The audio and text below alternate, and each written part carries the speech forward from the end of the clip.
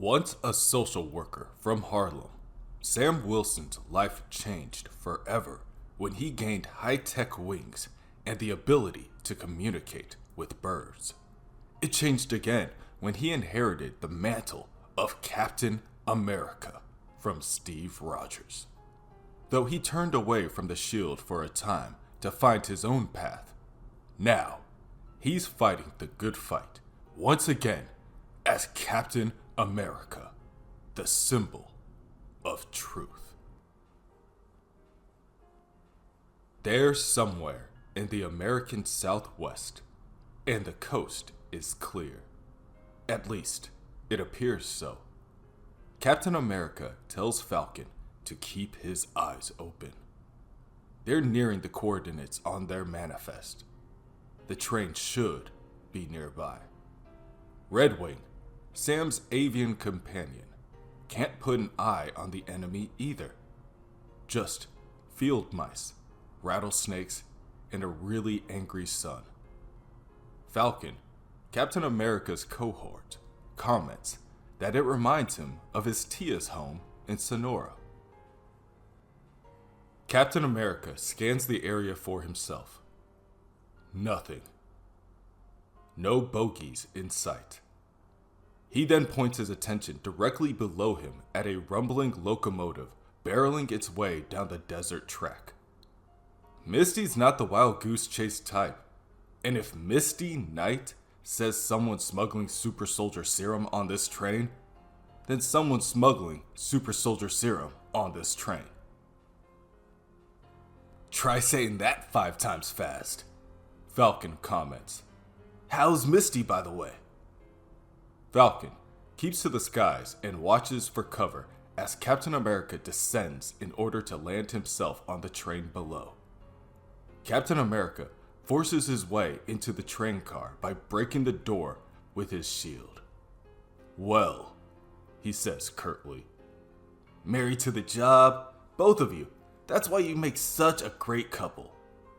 Falcon focuses the lenses on his helmet to scan the rest of the train cars. Back half's clear. No sign of the component.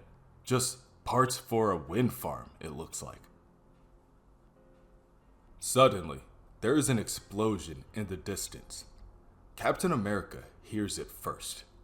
Quickly, he races out the broken door in order to find the cause. Activity at my 3 o'clock. Sam? Falcon begins. Without warning, the train car is hit by an RPG, and the captain is caught within the blast radius. He is flung backwards by the explosion and sent flying off the train. Found our bogies. Falcon is too late to warn his partner.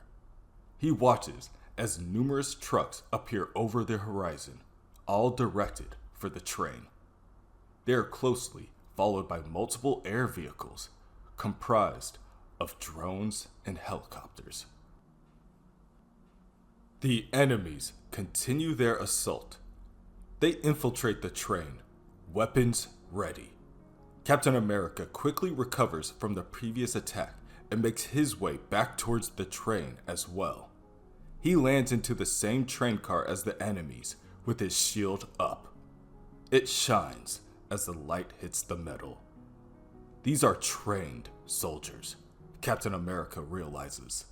They react within an instant and open fire on the hero. Falcon, sit rep. Outside, Falcon and Red Wing attack the drones. Something's jamming our long-range comms. They got the skies, Cap. Falcon and Red Wing take turns shredding the metallic drones with their talons. They make quick work of the small diversion. I hate mosquitoes. Meanwhile, below, Captain America confronts the soldiers within the train car. Looks like we're not the only ones after the component. I need a scan, sending a package your way. He rushes the enemy with his shield and knocks one backwards, sending him crashing out the window. Package incoming. Falcon snatches the enemy out of the air before holding him up and scanning him with his lenses. Package received. guy named Harvey Madsen. Standard merc type. No affiliation. Where are these guys coming from? We're in a dead zone. Calm's blackout makes this the perfect place for an ambush. Suddenly, right as Captain America finishes his statement, another mercenary attacks. They identify Falcon as Joaquin Torres and set their aim at him. They fire another RPG. "Falcon! Missile incoming!" Captain America shouts as he lunges in the direction of the projectile. He prepares his shield for the impact, but he is still overwhelmed. Joaquin's shouts for the captain are drowned out by the following explosion. And they are drowned out again, as well as the rest of his surroundings. Everything fades to white. "You can't be serious." Sam sets his drink down on the small table within the restaurant. "Mercedes Night, you're telling me you've never had Kennedy's Fried Chicken?" "Samuel Wilson," she says, making sure to make time to roll her eyes. "This is where you tell me it's the best fried chicken this side of the Dixon, or something. I mean, if you come after 10 p.m., yes. Before then, second best." "Y'all are always like this. Next, someone from Nebraska is gonna come bursting through the door like, 'Oh, you've never had Doodly Doo's chicken sandwich? That's the best.' Doodly Doo's got nothing on 125th Street. They finish their meal and make their way around the corner of the city block. To imagine, Sam and Misty lived so close their entire childhood, even went to the same church a few times. But it was only after their lives took a turn for superheroics did they meet. Harlem's a big place when it wants to be.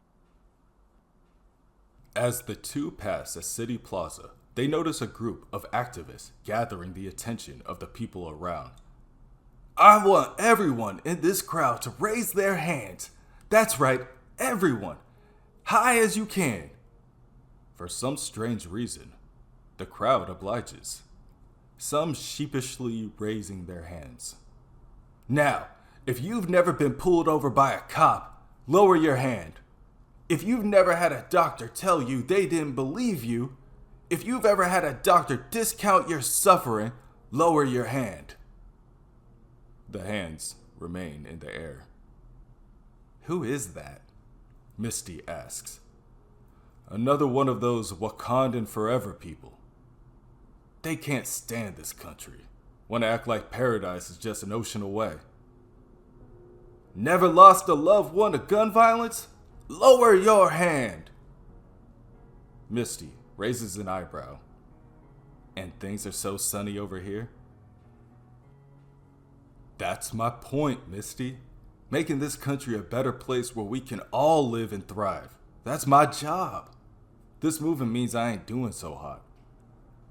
Misty places a hand on Sam's shoulder and points him in the opposite direction. "Come on, let's walk off that dinner. You know, you could freelance for us. Aberrant Crimes Division, simpler life, better pay. Investigating Century World, other dimensional monsters, magic bullets, that whole thing with Carnage. Simpler life, huh? You stalking me, Wilson? I keep tabs on my friends, Misty, that's all, in case they ever need saving. Well, then you'd know the San Fran weather could do you some good. I got a satellite office here too. Invitation stands. I'm good. Now that I've got the old gig back, I enjoy punching Nazis too much. Typical Captain America shit." Later, the two share a drink on a nearby rooftop. "Anyway, I got a tip for you.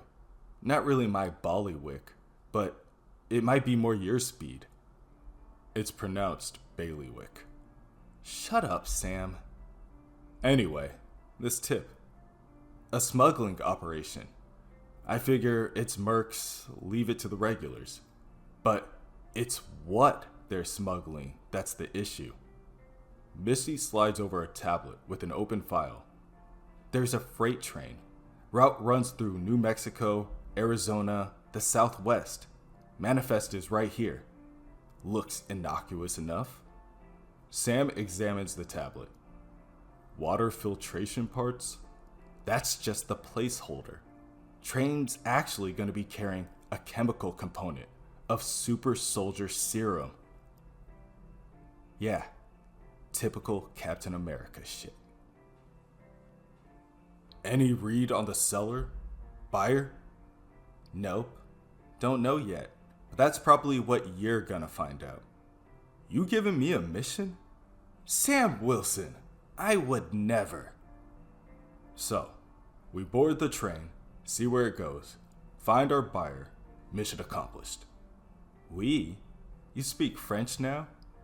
I mean me and Joaquin. You sound disappointed. You sure that's what I sounded like?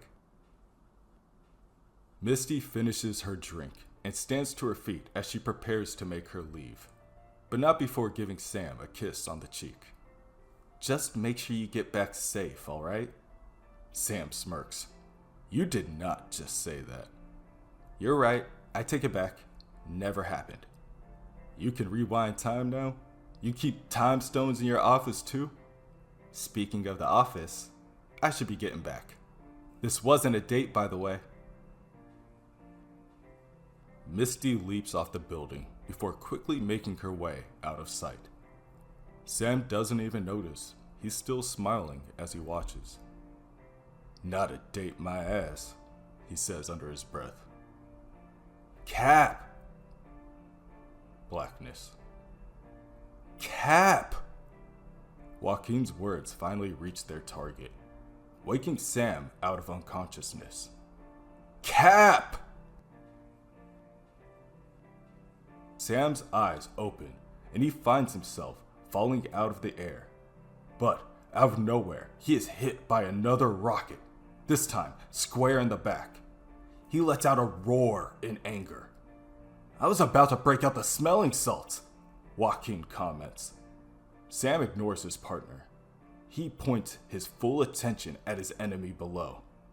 Now, fully aware of their attack, he easily dodges the next group of projectiles, then lands with such force it throws his enemies off balance.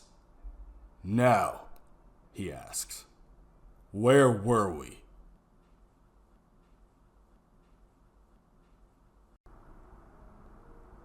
Captain America swoops in to attack the mercenaries with a blazing fury.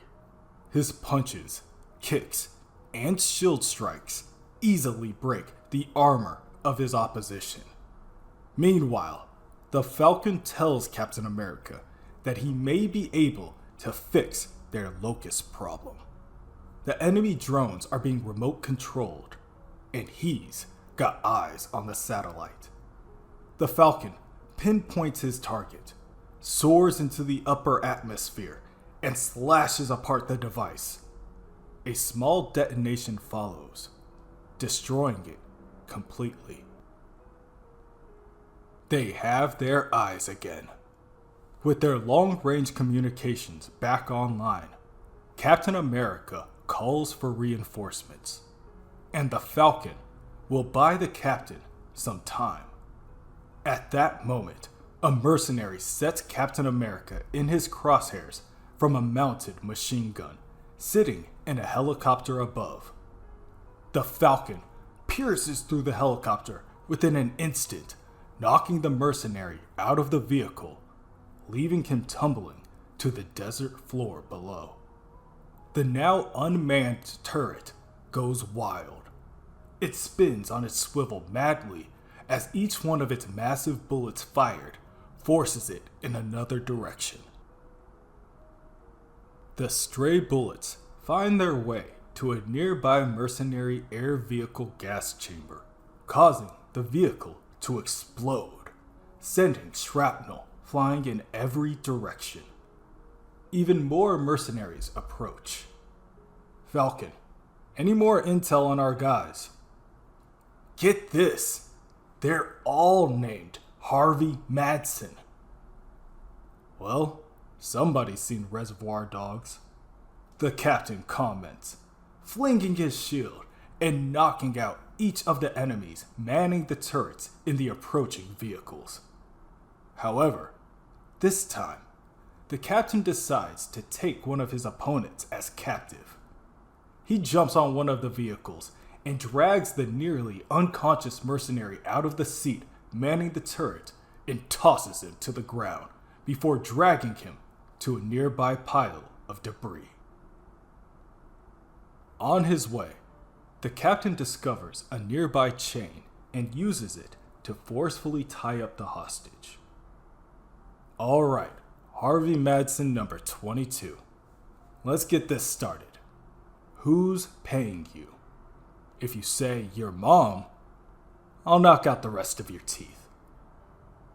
The mercenary squints at the captain, looks away, and then back. He spits at the captain's feet. There's blood mixed in the pool. This doesn't faze the captain. Whatever it is, ain't worth what you just went through. I bought a gold toilet yesterday, the merc says slyly. I see you're a man of culture, Harvey 22. This the part where you start beating me to a pulp? Nah, we did that already. You're just gonna hang here for a bit, till we figure some things out. Later, Falcon returns to the train and scans it one more time for its hidden contents. This time, the back half of the train. It's empty, Cap. Doesn't sound like Misty. What's our buddy say? He's thinking about his mistakes. Inside the front of the train, Captain America continues his conversation with the two conductors. They too are at a loss as to why they were attacked. They explain to the hero that they haven't even picked up any cargo yet. They haven't actually made it to their first stop. At that moment, the Falcon pinpoints a small heat signature from the rear train car. He swoops backwards and circles above before landing and planting his claws into the train. He places his hand on it to test its density before quickly impaling his wings down into the cool metal, again easily tearing the fortified steel to shreds with his altered physique. There's a large crunch as he pulls his wings outward, tearing a hole into the ceiling. The light shines through, and to the Falcon's surprise, he finds the car is filled with a few children, a woman who happened to look somewhat familiar, and an elderly woman who appears to be on her deathbed. The woman, holding a stick up in defense, pushes the children behind her and hisses, "Stay back!" The Falcon hears her words and instantly recognizes her. Her voice is unmistakable. He rips off his helmet, revealing his face to her. "Louisa?" he calls out. "Joaquin?" she questions back. Captain America, who had joined them just moments before, looks earnestly at the Falcon. She's my cousin from Mexico." Before he can say more, Louisa interrupts the Falcon, stating the woman she is with is in desperate need of a doctor.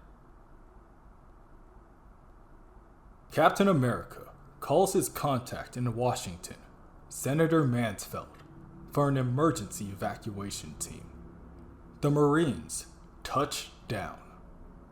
Half of the team is dedicated to the injured and the children, and the other half to the defeated mercenaries that were left a few miles back.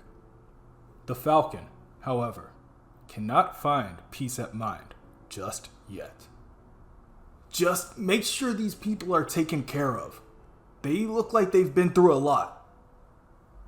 They'll be given the best care, Mr. Torres, responds the agent in charge, as she returns to the evacuation chopper. The Falcon turns to Captain America. I don't like it, Cap. No barrels on the train, all empty containers. The serum component doesn't seem airborne. No, I'm talking about her. I'm talking about the senator. Mansfeld knows that if anything happens to them, he'll have to answer to me, Captain America says confidently. We're sending these people to a facility run off the books by an anti-immigration U.S. senator. This about your cousin? It's just... She reminded me of Sonora, where my extended family's from. Thought I'd left all that in my rear view. He watches as the evacuation helicopter's blades begin to rotate and the vehicle slowly lifts into the air. Captain America takes a moment before placing his hand on the Falcon's shoulder. Go with them, he tells his partner. You can make sure she's safe. Elsewhere, inside a small cell within Cumberland Federal Correctional Institute, a man lays back in his cot, arms behind his head, enjoying the baseball game playing on a small television screen he has sitting on an upper shelf. And Chris Judge steals home! Another run for the White Sox! Boasts the announcer. A guard approaches. Hey, Rumlow, you got a visitor. I'm watching the game, Rumlow responds, annoyed. The guard shrugs it off. You're lost, pal. Still unbothered, the man, Rumlow, continues to lay there. It is not until the bone-splitting cracks and the blood-curdling screams in agony does the situation fully garnish his attention. He sits up, examining the now open cell door. Standing there, a rather dignified gentleman in all white. Rumlow has to assume the man is European. He normally has dealings in Europe. However, the man wears a shoulder cape whose design and origin Rumlow is very much acquainted with. The gentleman said you had a visitor. Who the hell are you? My colleagues call me the White Wolf. Enemies too. You can call me Hunter. Yeah? What do you hunt? Money, mostly. But I've recently gotten into pharmaceuticals.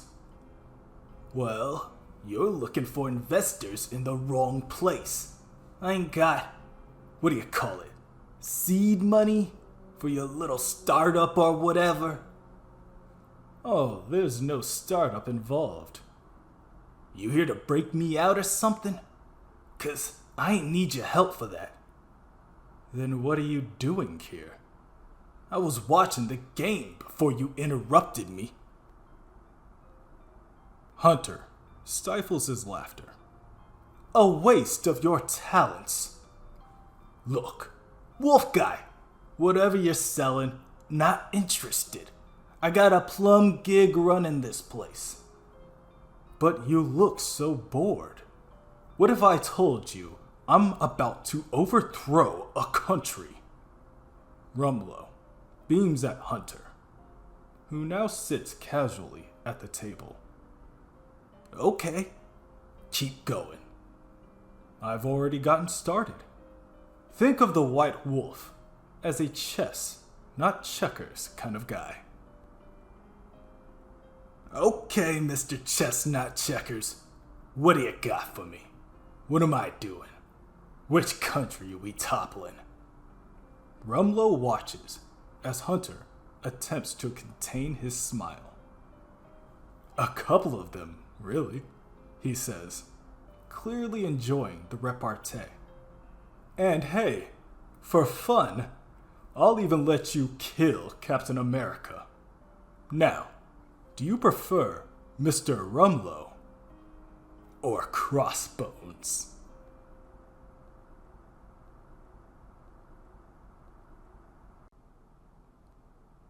When Captain America and Falcon followed a tip from Misty Night about a smuggling operation in the American Southwest, they expected to find unauthorized doses of super soldier serum.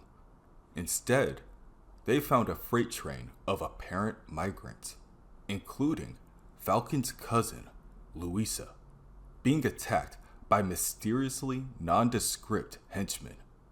Captain America and Falcon split up to try to solve the mystery, with Cap going through government channels and Falcon looking out for the migrants.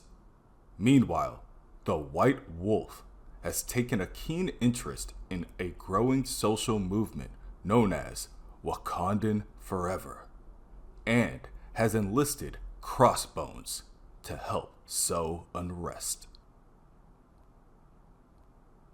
The White Wolf watches as a number of news stories finally report on the current happenings: protests, debates on immigration policy, an attack on a freight train in the American Southwest with unconfirmed reports on missing migrants. Crossbones approaches from behind, eyes fixed on the screens. Bummer about the train, huh? Not at all, Crossbones.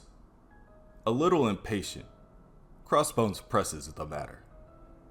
Death by 1,000 cuts ain't really my MO, White Wolf. When do I get to blow something up? You said we'd overthrow a couple countries. I also said you get to kill Captain America, White Wolf responds snarkily. Sometimes, to fatten the sow, you have to lay some breadcrumbs first. Elsewhere, within a distant, snowy, and mountainous area, Captain America approaches an armed fortress. He treks through a brutal landscape. He leaves many injured in his wake. He could fly, but that would be too obvious. He walks through the gates, fighting all the way through, into the fortress, kicking down one door after another. That is, until he finds a man donned in red and black, being hung upside down by enemy soldiers, currently being threatened by knives and many, more blunt trauma-focused weapons. Deadpool, Captain America says flatly. I got some questions. You too? The merc groans. Nothing but fucking questions today. Previously, 2 days earlier, Captain America remembers standing there within an office. Nothing too particularly interesting about the office, but he does remember the view of the Washington Monument as it glinted in the sunset. It's getting harder to keep these messes out the news, Captain America, a voice says, interrupting his daydream. Ain't my job, Senator Mansfeld, he responds quickly. Someone's out here trying to put together super soldier serum. The senator stands to his feet. Supply chain crisis never seemed to affect the bad guys, does it? Don't seem like it does, Senator. Colleagues in Congress are already foaming at the mouth about closing the border and being done with it all. Maybe that's what they want, Captain America shouts as his fist hits the table. Who? The senator asks, maybe even earnestly. The bad guys. Back in the fortress, Captain America hurls his shield. It takes turns ricocheting off of each of the soldiers surrounding the merc, knocking them unconscious. Deadpool hangs there awkwardly in the silence that follows. The knife in my colon hurts the most. Also explains the stink, so could you... I'm looking for who's trying to buy some super soldier serum on the black market. Captain America interrupts. Cap? My colon? There's like no ventilation in here. And these jabronis haven't even taken a bath since it was called the Soviet Union. Captain America ignores the comments and instead focuses on the small squadron that just breached the doorway, each with their assault rifles in hand, ready to fire on the two heroes. Deadpool lets out an exasperated sigh and begins twisting and shifting his body in order to break his wrist. A loud, audible crack is the telling sign of his success.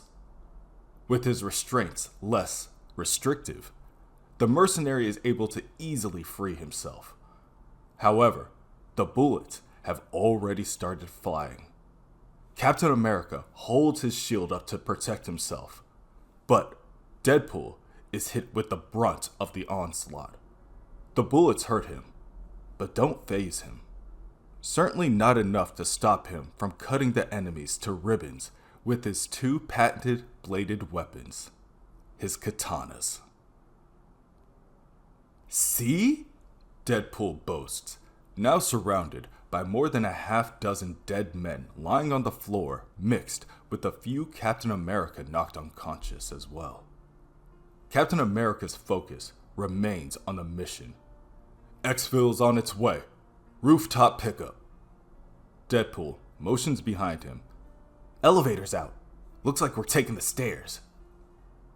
Captain America looks behind Deadpool to find even more soldiers approaching. Each of them prepared to take their heads. Their lenses on their masks glinting green with the envy for their possible reward. These stairs? Captain America asks. His sarcasm is almost insulting. Deadpool keeps his eyes on his enemy. You said you got some questions for me? Shoot, I can talk and chew gum at the same time. Elsewhere, somewhere hidden in an undisclosed location in the American Southwest, there is a commission on superhuman activities facility.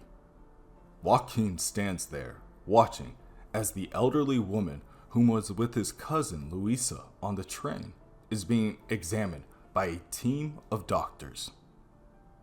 The woman from Washington is there. She tells Joaquin the migrants from the train are receiving state-of-the-art care, and when they are deemed fit for it, they will be assigned a care worker to help them with the trauma of their journey. She assures that Mr. Torres needn't worry about his cousin. Senator Mansfeld is a man of his word. Everything will be all right. Back in the fortress, Captain America and Deadpool fight their way through their enemies and up the spiraling staircase. Captain America takes the moment in between punching to explain. We tracked a shipment of a component for super soldier serum to a freight train heading through Arizona. There's gotta be a faster way of saying that. Like, I don't know, triple S or something. Fine, triple S. Turns out there was no triple S component on the train. Only people trying to get somewhere safe. Captain America's statement begs the most obvious question out of Deadpool. So, what's in Latveria? He asks as he takes down another wave of Doom's soldiers. Aside from classical Gothic architecture and an expensive state-of-the-art surveillance apparatus, was hoping one of these kind fellas would tell me. Coffee date doesn't seem to be on the table anymore. Deadpool smirks behind his mask for a moment before responding. Funny, I was doing my own kind of interrogation myself before I was so rudely interrupted.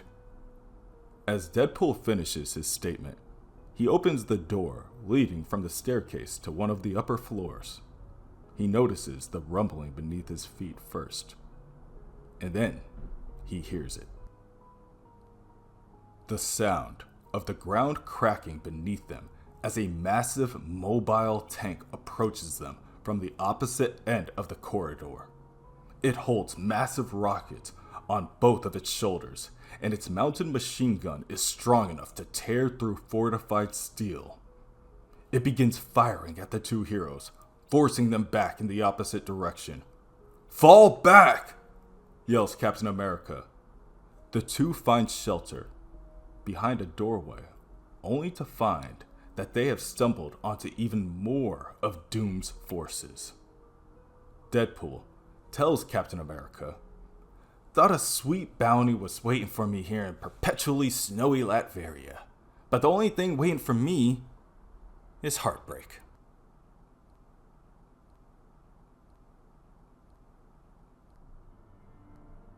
The massive, mechanized assault vehicle steamrolls down the corridor. The floor beneath Captain America and Deadpool's feet is torn to shreds within an instant. The bullets and missiles keep firing and destroy the room the two are attempting to hide in. Barely, with enough time to find cover, Deadpool asks, "How many more floors again?" Red Wing counted 40 total. We're maybe halfway there. So, tell me more about this bounty. Head of some white supremacist outfit. Not a people smuggler. Not really a people person in general. Weapon smuggler with a soft spot for advanced tech. Probably tired of their websites getting hacked. Biotech? Captain America asks, inquiring about the advanced technology. Deadpool shakes his head. Vibranium. Elsewhere, within the Commission on Superhuman Activities facility, Joaquin approaches his cousin Luisa's bedside. It's been a week since she's seen the others from the train. Joaquin, half-heartedly believing the woman from Washington, mimics her words, ensuring his cousin that everything is fine. The isolation is protocol. Luisa disagrees, informing Joaquin that the doctors have been keeping her and the others sedated. "It's just like the lab," she mumbles quietly. "That's where I met the others. The soldiers kidnapped us from the Maquiladora and held us in a lab. We escaped thanks to the Senora. She helped find the train." Joaquin stands to his feet and stomps out of Luisa's room, through the facility to the holding cells. Before he can enter, the woman from Washington approaches. Accompanying her, 2 armed soldiers. "I want to talk to the prisoner," he demands. "I don't know if I can allow that, Mr. Torres," she responds flatly. "Because this is an off-site black box facility?" If he can get her to admit what this place is, straight up, he doesn't need to go within the cells at all. She can answer his questions. She doesn't respond. So, he opens the door. Behind the door, one of the mercenaries from the train, sitting on his bed, waiting. "When do I get my phone call?" he asks. "Soon as you answer my questions, Harvey Madsen. Like why you raided the train." Harvey Madsen 22 gets off his bed and makes his way to the cell door. It takes him a moment to get his bearings. Falcon can see that the man's hands are still handcuffed securely behind his back. "Got paid too," he finally replies. "Who paid you?" "We just get a target and half the payment in our bank account. We're really just point and shoot guys." "So, who was the one on the train you wanted so bad?" Before Harvey can respond, the sirens within the facility begin to whine, Moments after, every light around Falcon is turned off quickly before the flashing lights of crimson shine down the corridor, signaling an emergency.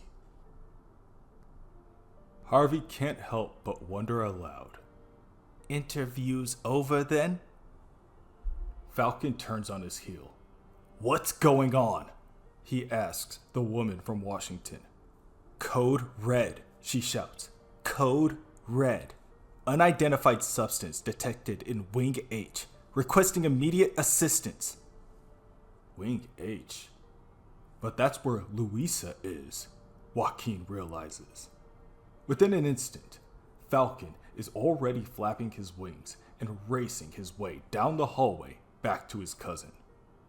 Harvey number 22 watches as the hero makes his way out of sight and turns to the woman from Washington and her two soldiers. Hey, shouldn't you be running along with the others? Some emergency or something? Without saying a word, the woman leaves. The two guards remain, and one raises the barrel of his rifle at the mercenary. Hey! He screams out, but before he can say any more, he is shot down in cold blood.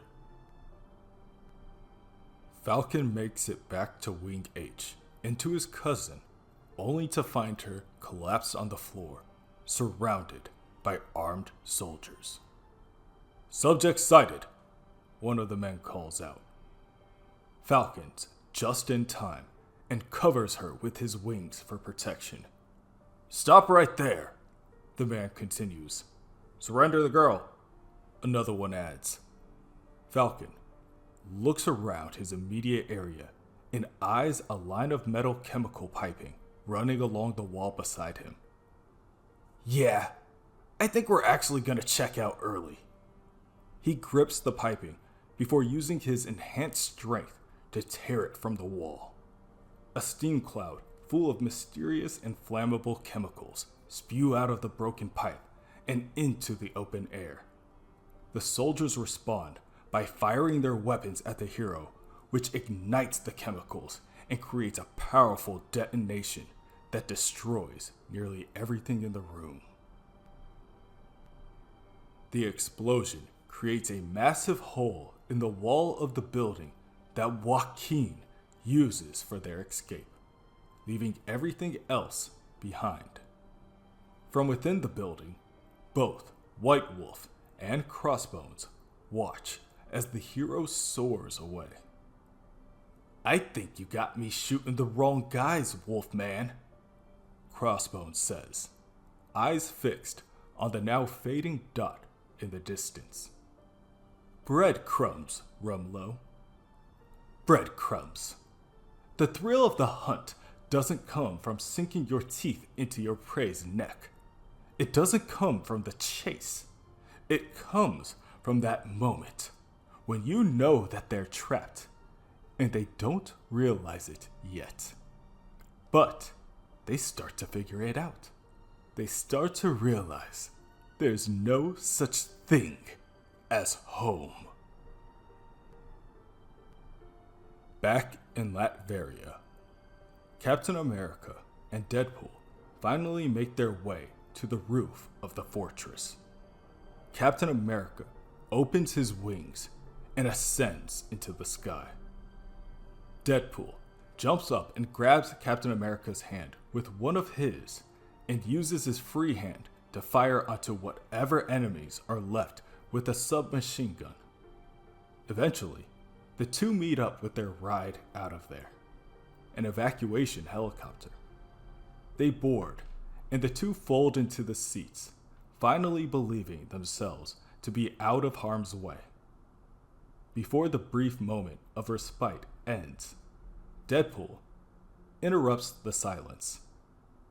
Like I said, Cap, vibranium's what the folks are after these days. But vibranium doesn't leave Wakanda without the government's say-so, Cap responds. Well, that's gonna be an awkward conversation. Deadpool trails off. He looks out of the helicopter window to see the mountains of white snow and conifer trees surrounding them. The only noise now being the whirling of the helicopter's propellers. Wilson and Wilson, He begins again. sounds like a law firm. Like a really bloody and kind of imperialist law firm. Hey, we should... Deadpool is suddenly interrupted by the pilot. Cap, I think we got a problem. Captain America looks to the front of the vehicle to find 3 massive Imperial aircrafts decloaking themselves, appearing from almost nowhere. Understanding the situation, the pilot lands the helicopter, and the 2 heroes exit. Cool it, Wade, Captain America says. These aren't the bad guys we're looking for. Speak for yourself, one half of the firm Wilson and Wilson. We're not a law firm. The 2 continue forward and are now met with dozens more armored mechs and almost 100 more soldiers, all escorting their one true king as he steps forward. Not the bad guys we're looking for, he echoes, making a mockery of the captain's own words. Says the mercenary and the foreign terrorist launching a covert operation in my kingdom without my permission. Did you really think Doom would let you break our laws and leave?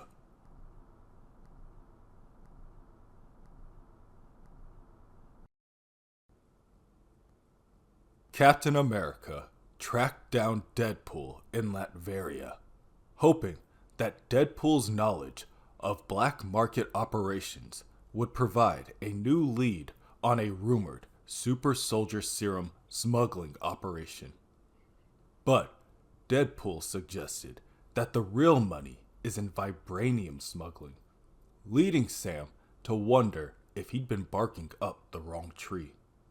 Meanwhile, an attack by White Wolf and Crossbones forced Falcon to break his cousin, Louisa, out of the government facility where her unwilling role in the smuggling operation was being investigated. Now, Falcon is on the run, and Captain America has been apprehended by Dr. Doom. The 2 heroes are led down a stone passage towards a blinding light. Behind them march a squadron of soldiers, each armed at the ready. They continue, one step after another, and with every step, another crime uttered by the Mad King. Clandestine operations on foreign soil. Trespass. Operating illegal weaponry in a foreign territory. Killing or treacherously wounding a combatant adversary. Espionage. Crimes related to foreign aggression. Sirs Wilson and Wilson, how do you plead? Objection, Your Honor! Deadpool throws his hands up in surrender, on the grounds of, I didn't know I couldn't do all that stuff. Captain America doesn't entertain the other Wilson's babblings, and attempts to take control of the conversation. My beef isn't with you, Doom. Our beef! I have reason to believe, we have reason to believe, that illicit contraband was being smuggled into or through Latveria. Unmoved, the king questions, and this contraband was vibranium, Doom. I'm telling you this as a courtesy. I don't imagine you would approve of smugglers operating in Latveria without your consent. These bad guys are tied to an attack on a freight train on the US-Mexico border. I'm just trying to get to the bottom of it all. If you had asked, my security services would have been more than happy to help. Even without raising his voice, the sound booms through the chamber. And they would have told you, as I am telling you now, that these smugglers were importing nothing more than food and humanitarian supplies. Humanitarian supplies cut off due to sanctions from the country you represent, the United States.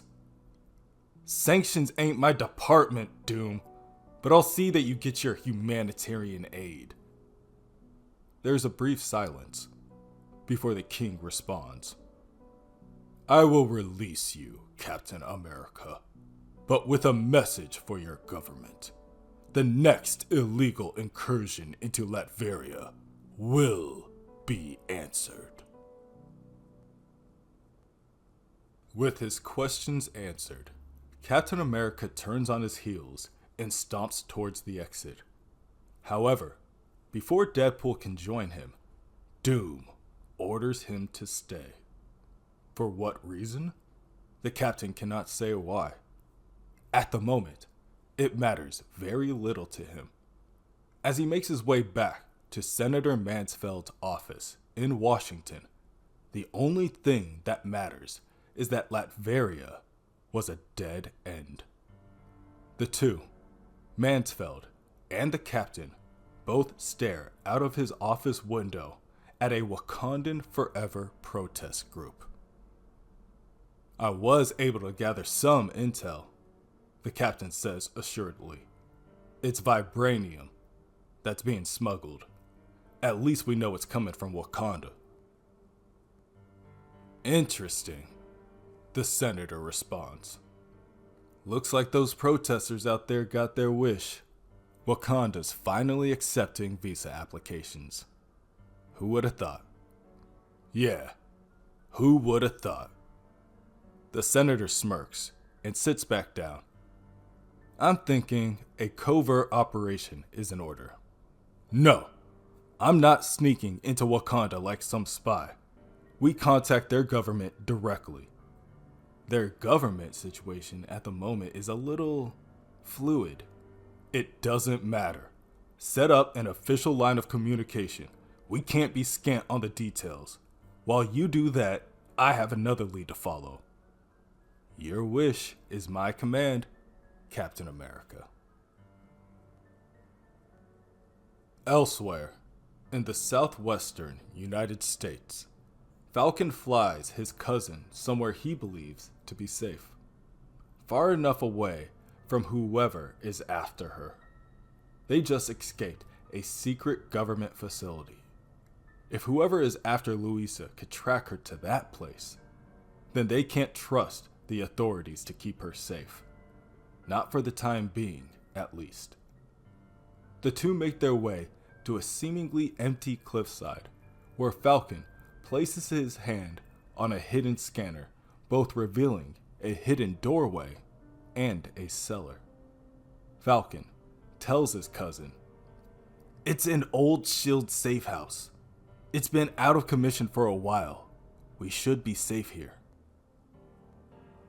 But the Senora from the train, Louisa begins. However, she has no time to grieve for those she has left. Joaquin places an arm on her shoulder and attempts to help her piece together what is happening.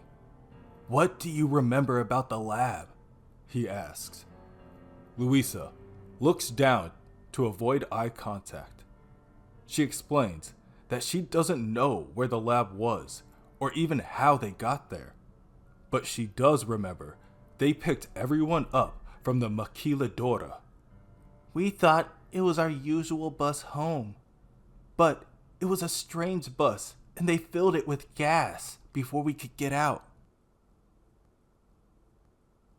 Elsewhere, back in New York, Sam Wilson goes to Sing Sing Correctional Facility to follow up on another hunch. It's been 15 years since he's been here. Sometimes it feels like he's left his whole life as a social worker behind. It's surreal walking between these walls again. But he's called in for a meeting with an old friend from his childhood. Someone with connections. "Hey, Sam," says the man on the phone from the other side of the ballistic glass separating the two. "Cam." Silence. "You know, we got a book club going, but our little gardening gig got shut down. You ain't never had a green thumb. It was mostly just us boosting peppers and stuff from the vegetable garden out past the yard. Look, I've been meaning to visit. Don't even, Sam. Fish fries on Riverside and crew fights on 145th were a long time ago. You don't owe me anything." "I need your help," Sam says, getting to the point. "Shoot." "Got a bad beat on some white supremacist outfit, smuggling high tech, and maybe even some precious metals. Really precious. Like vibranium precious? So you have heard something. Nothing direct, but there's been a lot of noise about the Wakandan Forever movement. Things are getting real political here, and word is it's getting like that all over, rubbing the Neos the wrong way. But something strange happened a couple weeks back. An order must have come down. Neos had to back off. No more attacks. Let the activists in here do their thing. All that anti-Wakanda talk died down quick." Sam, suspicious, asks, "African Americans immigrating to Wakanda. What does that have to do with you guys locked up in here?" "It's freedom, brother. Being able to just go somewhere that can provide for you, make you feel safe, not make you feel hunted all the time, not make you feel caged. That's freedom. And some people can't help but hate that you want that."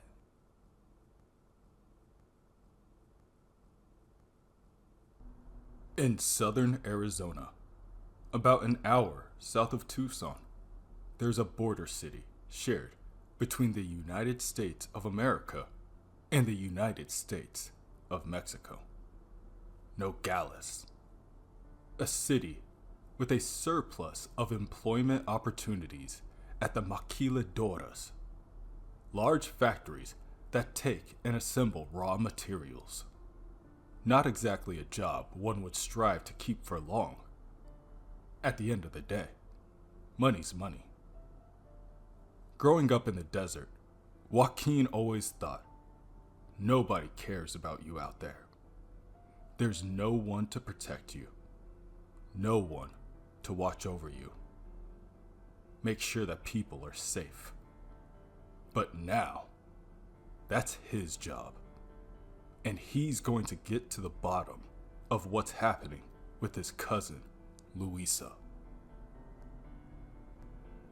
Elsewhere, Captain America makes a call to Shuri to discuss the current happenings. She, however, is not accompanied by her brother, T'Challa. Rather, the new Prime Minister, Folasade, and her assistant, Imani Kolawole. Prime Minister Folasade, Princess Shuri, thank you for taking the time on such short notice. Your representative said the matter was urgent, the princess responds. I'll get to it. We think someone's smuggling vibranium out of Wakanda. The assistant interrupts. And what is your basis for this claim? The Prime Minister co-signs. Please do not tell us you are unable to share your intelligence on such a grave matter. Captain America explains the event from a few weeks ago. The freight train carrying migrants from Mexico being attacked, and the facility the captives were being held at was also attacked. He believes the attackers thought there was vibranium on the train.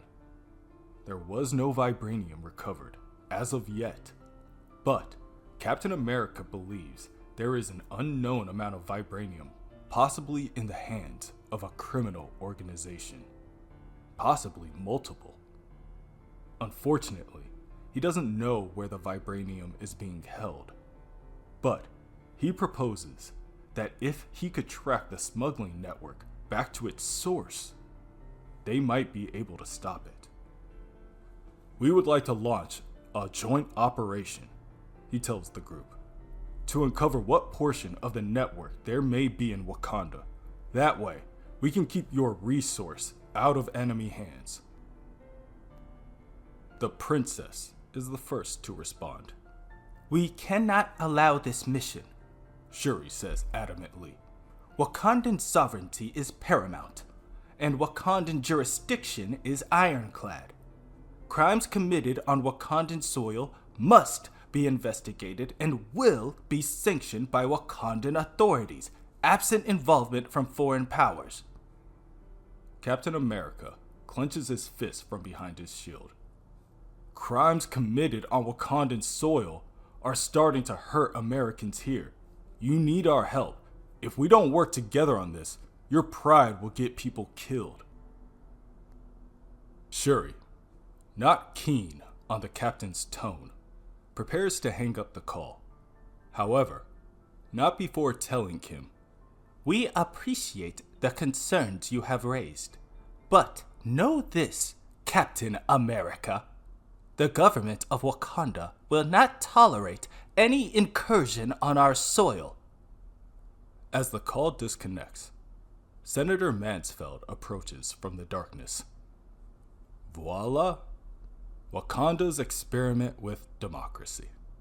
T'Challa might have given us a different answer. I get it. Territorial sovereignty. But we're not talking about sending troops. We're talking about sending me.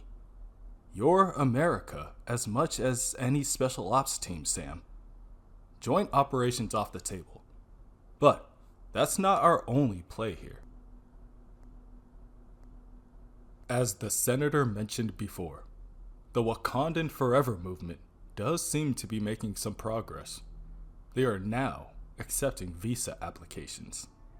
A visa, an unofficial document that allows someone to enter a foreign country, will be Sam's legal way into Wakanda. Still, just because it's legal doesn't exactly make it right in Sam's eyes. He silently apologizes to Shuri. Of all the places the shield can take him, they never told him about where it keeps him out. But even now, without it, he's still Captain America. Meanwhile, White Wolf watches. From a nearby rooftop, he smirks as he holds up a piece of purple ore.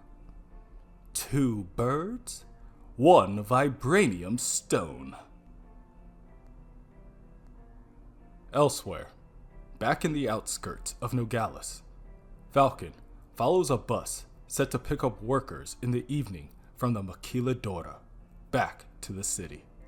He uses his lenses to scan the interior of the bus and quickly finds a gas mask stashed beneath the driver's seat. So he waits. He waits for the workers to exit the building and load onto the bus. He waits until everyone is settled and the bus takes off, keeping in mind to stay out of sight of the driver.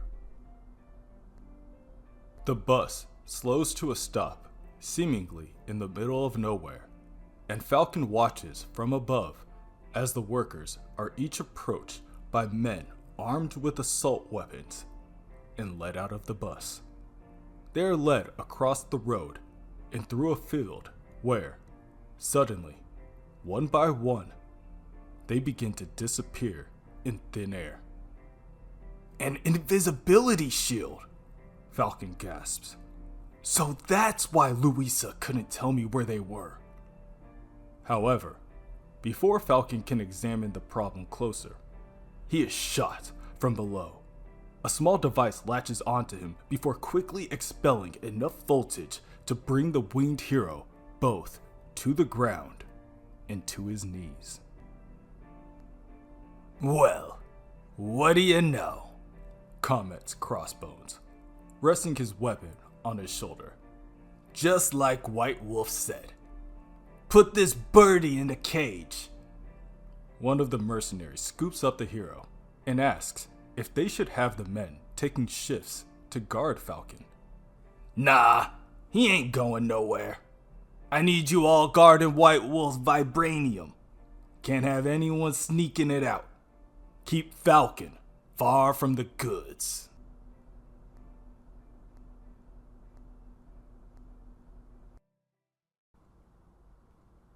When Deadpool tipped Captain America off to vibranium being smuggled out of Wakanda, Sam proposed a joint operation with the Wakandan government to expose the perpetrators.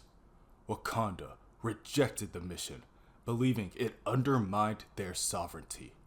Left with no other option, Sam joined the growing social movement Wakanda Forever to infiltrate Wakanda disguised as a disillusioned American immigrant. Meanwhile, Falcon hid his cousin Louisa while he investigated her unwitting connection to the smuggling ring. When Falcon's investigation led him too close to White Wolf's vibranium operation, Crossbones captured him. There is a base within the Sonoran Desert. In there, Crossbones prepares a duffel bag with a small amount of essentials: money, weapons, and a passport. He zips up his bag and prepares to make his leave from the complex, but not before saying his farewells to Falcon. Him and a mercenary nearby share a small laugh as they watch the winged hero hang there, unconscious, with his arms and legs bound. Time is short, unfortunately, and Crossbones walks outside as a Quinjet approaches. He then boards the plane, struts to his seat, and throws the bag onto the table in front of him. At that moment, an all too familiar hologram appears to his left. "We're nearing the final act," White Wolf tells him. "The end game. Preparations have been made. The deck is being cleared. Your clandestine transport has been arranged. Don't expect any turbulence on your journey, Crossbones. Instead, spend the flight in quiet contemplation on the prey being delivered to you." Elsewhere, within Berninzana, the golden city of Wakanda, Sam touches down with the rest of the American immigrants. He looks around and sees people cheering, embracing one another, and he can't help but wonder if this is what Cam was talking about. If this is what he meant. There's so much joy. The people, they look free. Free from hate. Free from fear. And it's this freedom, Sam decides. That's the freedom he's trying to protect, even if Shuri thinks otherwise. Sam, against his better judgment, attempts to let his guard down. There's nothing amiss here. It was a smooth trip. He didn't even have any trouble at the customs gate. Sam can't help the thought of Senator Mansfeld's interference playing a major role in that. The senator did provide Sam with the falsified credentials in order to sneak into the country. Either that, or Wakandan security isn't as tight as it's rumored to be. At that moment, Sam is approached by two armed guards. "Welcome, my brother," one says. "If you would please, come with us." Not wanting to make a scene, Sam leaves with the two guards, convincing himself that the lack of restraints being used on him must be a good thing. There's no use trying to resist it out in front of everyone, especially if he wants any hope of getting to the bottom of the threat there. Most likely, he reasons, Shuri wants to meet in secret, somewhere out of the way. She probably doesn't want to risk a diplomatic incident. However, when the guards lead Sam far off the beaten path and through a thicket of trees, Sam confronts the two. "I'm guessing you're not with customs," he says accusingly. Got that right, Cap, says a man as he approaches from the opposite side of the thicket, accompanied by a group of mercenaries armed with assault weapons, each fixed on Sam. "Crossbones," the hero shoots back. Crossbones puts one leg up on a nearby root of a tree and rests his weapon on his shoulder triumphantly. You ain't under arrest, Captain America. We just thought you deserved your very own welcome party, is all. Elsewhere, Joaquin, both exhausted and starved, fades in and out of consciousness. From within the recesses of his mind, he can hear someone calling his name. "Joaquin! Joaquin!" He doesn't listen. Not yet, at least. He's too busy playing with his superhero action figures. The hero is just about to swoop in for his final attack. "Joaquin! Ya está la cena!" He doesn't listen. He doesn't get up from his place until he wafts the smell of something burning in the air. He goes to examine the source and finds his mama and his abuela going back and forth in the kitchen. "Mommy, we can take care of ourselves," Joaquin's mother says. "It's not safe here," reasons his abuela. "Juliana lost her daughter last week, and Professor Gutierrez the week before. Esperanza, it won't stop." "What about you?" his mother asks. "They prey on young women, Esperanza, not old women like me."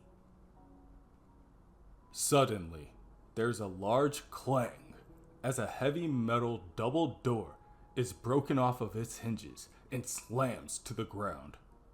A few of the mercenaries sitting around jump to their feet. "What the? How did you get out of your cells?" Two women approach from behind the doorway, one armed with a shotgun, the other a rifle. "Drop your weapons!" yells the woman with the shotgun. The sound of the door awoke him from his sleep, but the woman's words helped Joaquin regain some of his bearings. Joaquin attempts to break the chains around his wrists, but the effort is fruitless. So, instead, he swings his body in the direction of the second mercenary in the vicinity, clawing at the merc with his talons, and then thrusting them in the opposite direction, causing the merc to crash into a pile of stacked crates full of contraband. "Go!" he yells weakly. The first mercenary shouts, "The test subjects are loose!" But before he can say more, he is quickly shot down by the woman with the shotgun. The woman with the assault rifle, an older woman, approaches Joaquin, telling him, "It's okay, my child. We got you." It takes no time at all for the woman with the shotgun to pat down the mercenaries and find the keys to Joaquin's restraints. As the two let him down, the hero finds that he's even weaker at the moment than he expected. Sam? He mumbles. What is he saying? The woman with the shotgun hisses in Spanish. Tell him we have to get out of here. Boila? Joaquin mumbles again. The older woman looks down at the hero resting on her shoulder inquisitively, unsure how to answer her partner. However, as the two make their way down the corridor, they are met with a small strike force standing in their way. Joaquin instantly comes to his senses and pushes the older woman aside, telling her, in her own language, to get down while he clears a way for them to escape.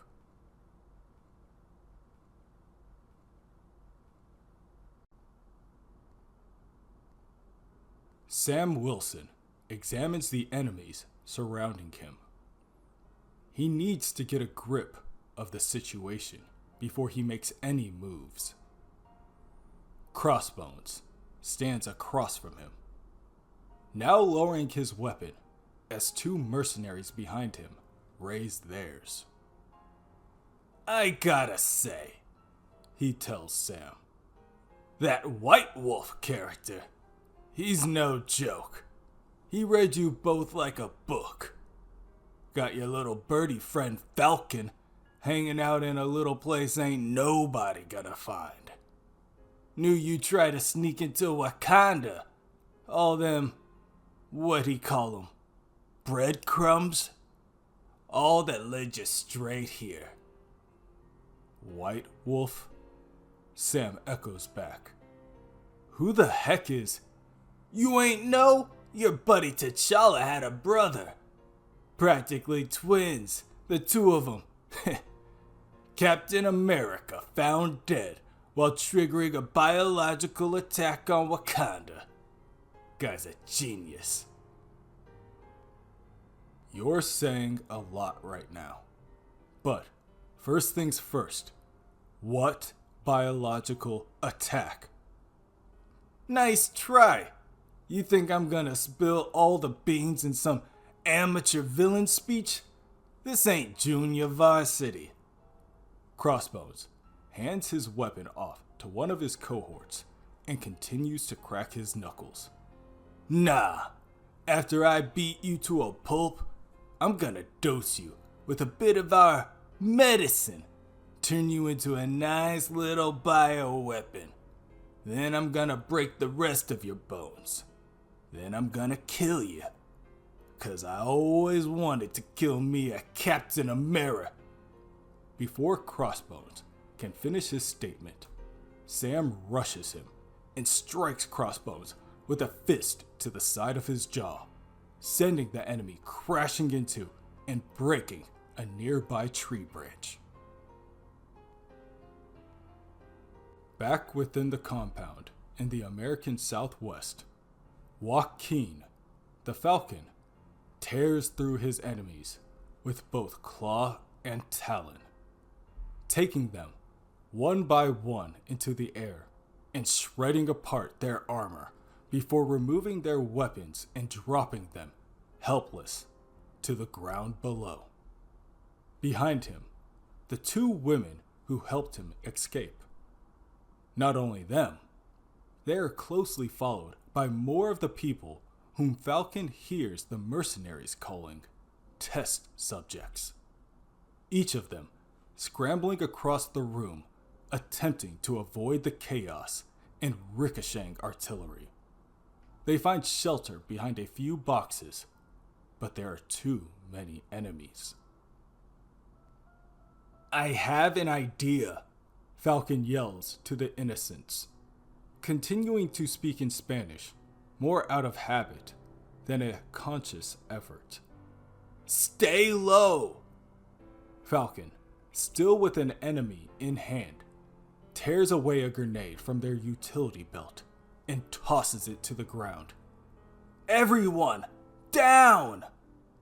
The grenade flies straight towards the center of an enemy group, and before it can bounce twice, it detonates with a massive explosion upward that tears apart the rafters above and decimates the opposition in the direct vicinity. A few moments pass, and the two women and the test subjects pick themselves off the floor and dust themselves off. That was your idea? The woman with the shotgun helps a man to his feet. Falcon ignores the question. I'd say the coast is clear now. Quick, outside! Before they can leave, however, a woman runs up to Falcon and hugs him in appreciation. Thank God you're safe, young man. The woman with the shotgun scoffs. Even now, all she can think about is other people. She turns to Falcon. When they brought you in, they finally thinned out their numbers enough for us to hatch our escape plan. The woman, who hugged Falcon, removed her arms and turns to the other. Be grateful. He saved our lives. You're acting like you're the last action hero. Say thank you, Esperanza. Did you say Esperanza? Falcon asks, interrupting the woman. What? Nothing, he says quickly. It's just, Esperanza is a beautiful name. Back in Wakanda, Sam Wilson approaches Crossbones for a follow-up attack. We can drag this out, he tells his enemy. But you only got so many teeth left. Crossbones, still on the ground, feels around for a nearby rock and bullets it back at Sam. I teed you up already in Bagalia. Ain't no problem for old Steel Toes to do it again. The rock hits Sam in the temple. It briefly stuns the hero and gives Crossbones enough time to land a follow-up attack. A kick so powerful it forces Sam in the opposite direction. Before Sam can pick himself off the floor, Crossbones attacks again. Ain't no Misty to save you this time. You got a bad habit of punching above your weight, brother. He puts his hand on the back of Sam's head and slams him back down into the ground, over and over. Say something about my teeth again.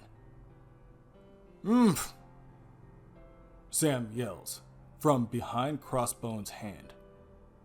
What was that? Crossbones asks, genuinely curious on what the hero needs to say. Suddenly, out of nowhere, a single bird comes swooping down and knocks itself into Crossbones. The bird takes its turn, ferociously tearing at the villain with its talons. Then, another one comes, and another, and another. Each bird pairing off or combining into groups of 3 to attack each one of the surrounding mercenaries. The wails of pain and terror from the mercenaries ring through the air as the avian raptors rip through their armor and tear apart their skin. Sam picks himself off the ground. I said, jail's got pretty good dentists. Hey, call him off! Call him off! Tell me the plan, and they'll stop trying to take your eyes out. Okay. We were gonna trigger a mass casualty event in Wakanda and blame it on you. The birds ceased their assault long enough for Crossbones to pick himself up to his knees. How? Sam clenches his fist.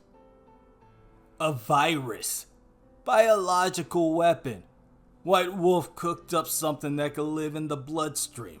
When it got triggered, it'd eat you alive, then go airborne. All the folks coming into Wakanda now. If they got a visa, we infected them during their medical checkups. They're all carriers. Sam's anger peaks. From behind gritted teeth, he asks, "What's the trigger?" Vibranium. Then, out of nowhere, a massive explosive force strikes down just a few yards away from the two. The contained blast is powerful enough to tear apart the earth and break away the trees. Both Sam and Crossbones are sent flying in the opposite direction. Crossbones is knocked unconscious, but Sam is just barely able to stay awake. He looks up and discovers the source of the explosion. A single man slowly approaches them. "T'Challa?" he mumbles weakly. "Wakanda does not take kindly to spies, Sam Wilson. It seems my sister's warning was not enough. Perhaps the Black Panther will be more persuasive."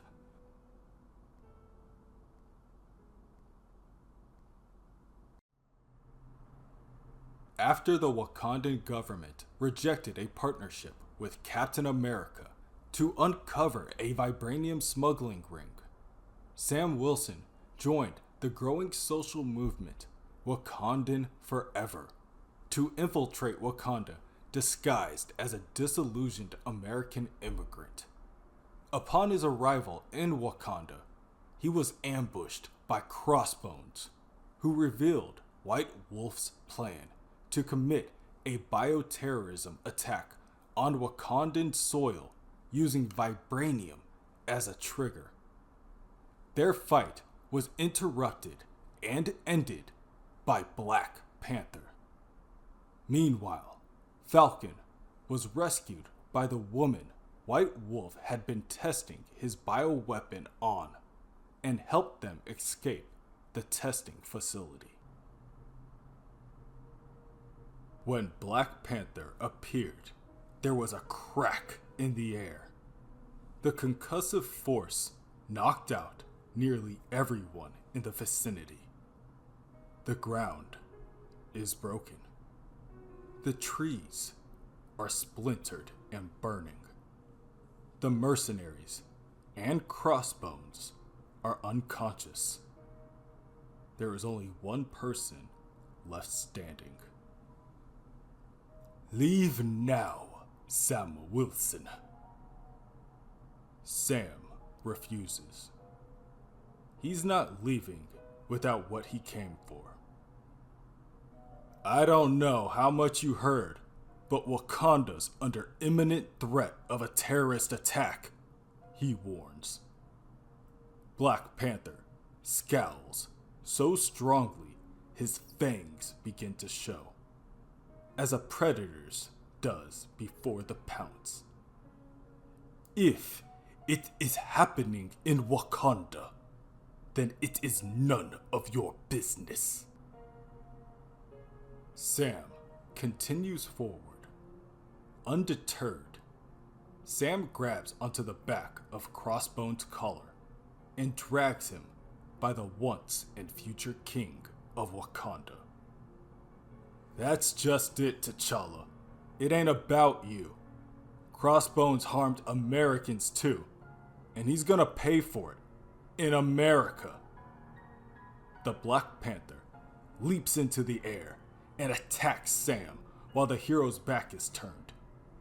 "I won't say it again," he roars.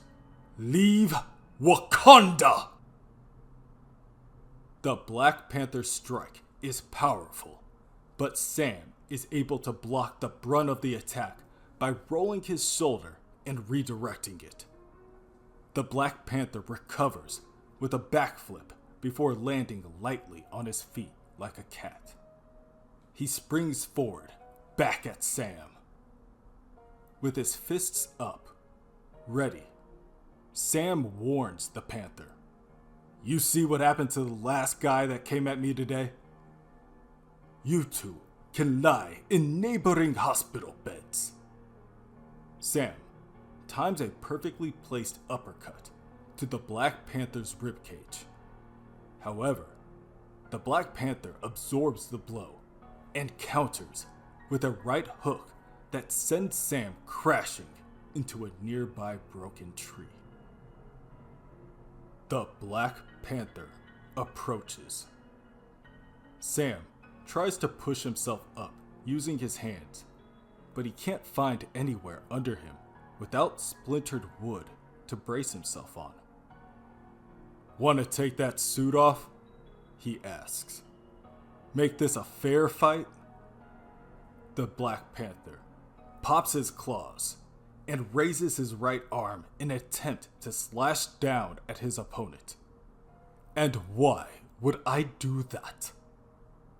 At the last second, Sam grabs onto one of the broken pieces of wood and attacks the Black Panther before it's too late. That's right. What are you without your special tools? Sam rushes the Black Panther and puts him into a headlock. What are you without your vibranium, huh? You're just one of us. Out of nowhere, Sam hisses as he realizes one of the Panther's claws is sinking into his shoulder. This buys the Panther just enough time to gain momentum and flips Sam over his shoulder and slams the hero onto the broken ground, shattering it again and sending rubble flying into the air. No, he bellows. I am T'Challa, son of T'Chaka, King Regent of Wakanda. I am the Black Panther. The force of the attack is almost enough to knock Sam unconscious. He lays there for a moment, vision cloudy, looking at the open sky above him, and he begins to whistle. The Black Panther, believing the fight to be over already, prepares to make his leave and is caught off guard by the sound. It is not until Sam picks himself back to his feet does he garner the Black Panther's full attention again. You can stop calling me Sam Wilson, he says, planting his feet into the dirt. I'm Captain America, and I can do this all damn day. Suddenly, the air is filled with screeches and caws from above. However, before the Black Panther can turn around, a flock of birds, led by Redwing, descends on him, each one taking their turn to scratch and tear and poke at the king. Each one fluttering and causing confusion, throwing him off balance, grabbing him with their talons and dragging him into the air. Everybody, Captain America begins. All the Avengers, especially Steve, they got nothing but respect and reverence for you and Wakanda. All your advancements, your medical skills, your technology, all those gifts. And what did you do to prevent what became of our history? Kept it all to yourself while everyone around you was colonized, enslaved, butchered. Your father was a king, and mine was killed trying to stop a fight. Your mother was a queen, and mine was gunned down during a mugging. 'Cause you got the meteor, and we didn't. The Black Panther doesn't respond. Hang tight while I save your country and mine. Captain America walks back to Crossbones, who is just now waking up and coming to terms with the situation. However, once again, Captain America is stopped by the Black Panther.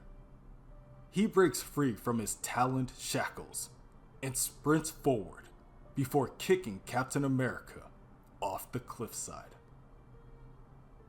"How American of you," the Black Panther hisses. "To think your sad feelings give you the right to invade the land of others. To act like you would have done any different."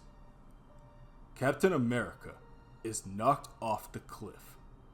But before Black Panther can leap back out of range, Captain America grabs his foot and drags the Panther off the cliff with him. "Not so fast. We go down, we're going down together."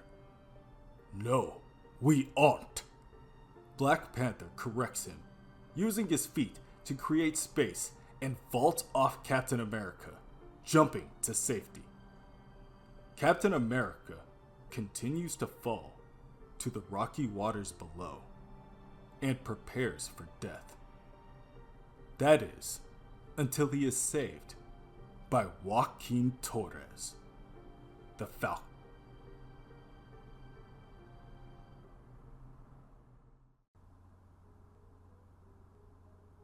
Sam Wilson, Captain America, lands safely on the ground with the aid of the Falcon.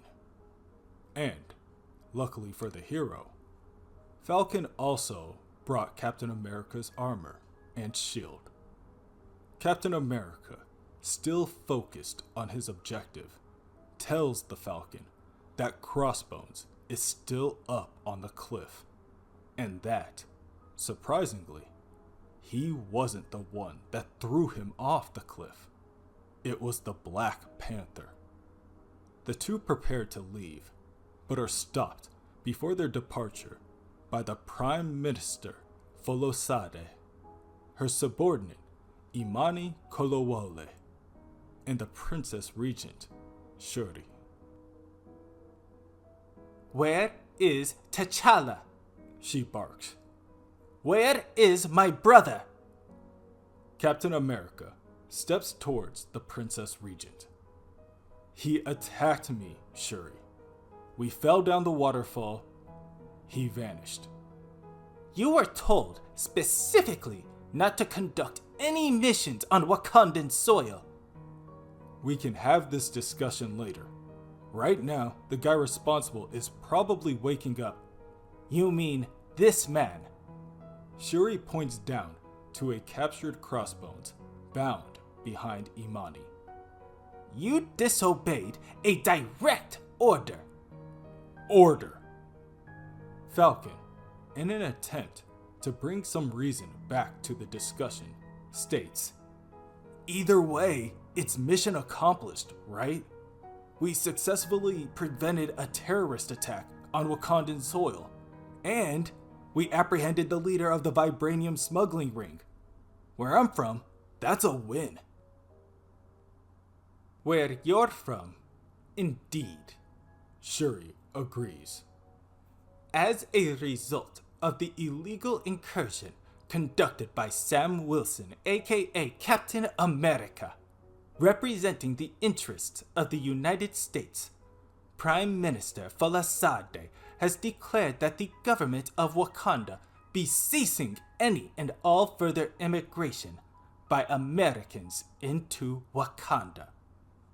Her voice not only echoes in the captain's ears, but the ears of the citizens of Wakanda, as her message is relayed in real time.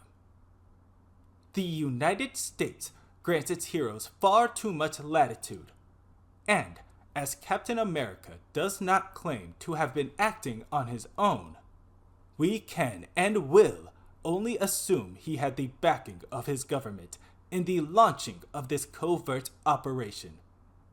With immediate effect, the government of Wakanda shall cease the processing of all asylum applications from American citizens.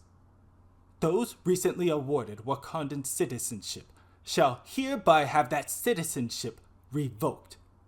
You have 30 days to leave this country, or face deportation.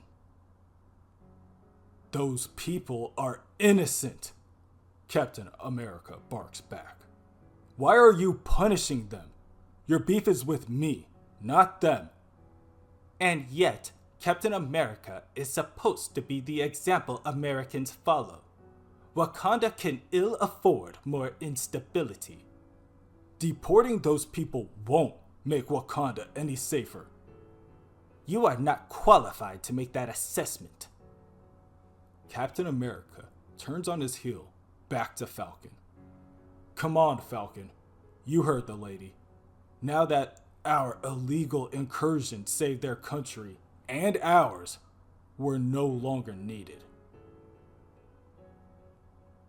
Later, back in Harlem, Sam explains the events of Wakanda to Misty Night while the two of them share a plate of cheese fries. He and Joaquin saved 2 countries from collapse. And what do they get in return? Hundreds, maybe thousands, of refugees kicked out of what could have been their new home. Misty tries to reason to Sam that he isn't the one responsible for deporting those people. Maybe Wakanda isn't paradise.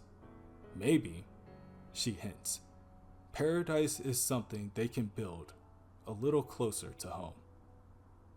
But while they're on the subject, Missy can't help but wonder, what was on the train that originally started all this anyway? Elsewhere, back near Nogales, Joaquin and his cousin, Luisa, stand on the side of a cliff as they watch the sunset together. Luisa tells Joaquin that she thinks that the person in charge of Crossbones and the other mercenaries was after her because of the purple rock she had hidden away in her shoe. The way she puts it, he looked like a real jefe. His suit was so white it glowed, like dirt was afraid to touch him. Joaquin knows this man must be the same White Wolf he and Sam heard about in Wakanda. He's still out there, and he's most likely still looking for that piece of vibranium. Luisa recalls sneaking a piece of the giant rock, fully knowing that it was used for her captor's experiments. Do you think that's what made the Senora sick? She asks her cousin earnestly. If it was vibranium, it might have triggered the bioweapon. But you didn't infect her. It's not your fault.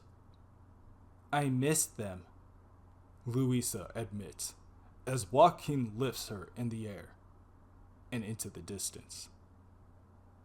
Before we were captured, we didn't know each other, but riding that train, we turned into a family. I know what you mean about family. Sam rescued me when I was different. Before I became me, we were strangers. Joaquin admits that Sam can be a bit brusque. He likes to do things his own way. But he counts on Joaquin. He lets Joaquin pull his own weight. At the same time, Joaquin knows Sam is going to be there to catch him when he's falling, and his wings stop working. Sam's turned into something like a big brother for Joaquin, something like family. Later, Joaquin and Luisa land near a small farmhouse just before sundown. An elderly woman opens the door and welcomes them, whom Luisa comes to find out is Joaquin's abuela, Mariana Torres. However, that is not the only person ready to greet the two. Paco, the boy from the train, riding a donkey, yells to the top of his lungs for Louisa's attention, joyously jumping from the animal and rushing up to hug her. Louisa thought she would never see the boy again after the train incident. The two share a brief moment before Mariana tells Louisa that the others are waiting for her inside. Louisa gasps before grabbing Paco's hand and running past the elderly woman. Joaquin smiles. Abuela, thank you. They've had a long journey. Mariana places a hand on her grandson's shoulder. Your mother would have been proud of you, Joaquin. I know. It's just, I wish she could have seen this. Later, back in Harlem, Sam sits alone atop a city building. The Fries are gone. Misty has returned home for the night. It's just Sam and T'Challa. Here for round 2? Sam asks before the other can speak. No, T'Challa replies. I am here to say that I understand. What the Wakandan government did was reactionary and uncalled for. It is not what I would have done, but I no longer hold that power. I meant everything I said earlier about the meteor, about the responsibility that comes with that power. We both want the same thing.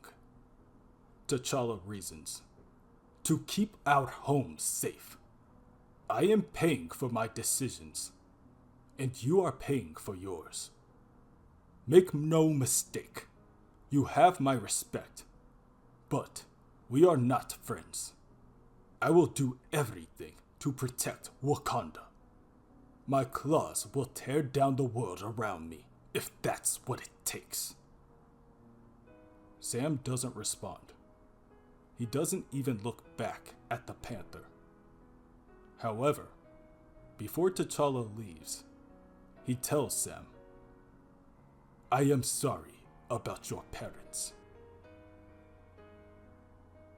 Elsewhere, White Wolf, furious at the turn of events in Wakanda, crushes his glass of liquor within his bare hands.